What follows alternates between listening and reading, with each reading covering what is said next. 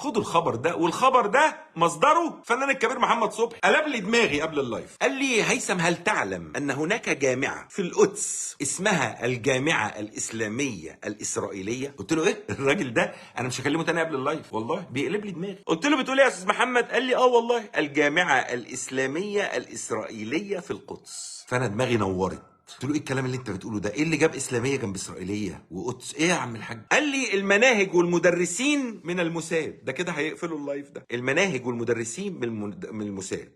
واليهود بيدرسوا الاسلام. ازاي؟ قال لك عادي، ما هم بيخرجوا من الجامعه دي مسلمين ويحطوهم على المنابر يعلموا الناس الاسلام بتاعهم. قلت له ايه بتاعهم؟ قال لي قلت له عندهم اسلام بتاعهم واسلام بتاعنا. وبعدين قال لك فيطلعوا الناس دول يصدروهم لك ويتخرجوا مشايخ يفهموا الناس الاسلام ويكونوا مسلمين لكن هم يهود. وبعدين خدت بالكم من الموضوع ده؟ انا ما عنديش مشكله، بس عندي المشكله انه احنا نبقى مغيبين ومش فاهمين ده. عندي مشكله ان احنا يكون بيتصدر. انا ما بقولش يعني منابر مصريه او بتاع، انا بتكلم على الوضع العربي الاسلامي. ما بقولش مصر مثلا فيها مشايخ كده او بتاع، لا انا ما اعرفش، لكن بقول بص الفكره هم لفوا لك منين وجولك منين، مش دايركت. لا هم مش بتوع دايركت، هم بتوع كده. عملوا لك ائمه درسوا ودرسوا الاسلام في جامعه اسلاميه الاسرائيليه. استفيقوا يرحمكم الله.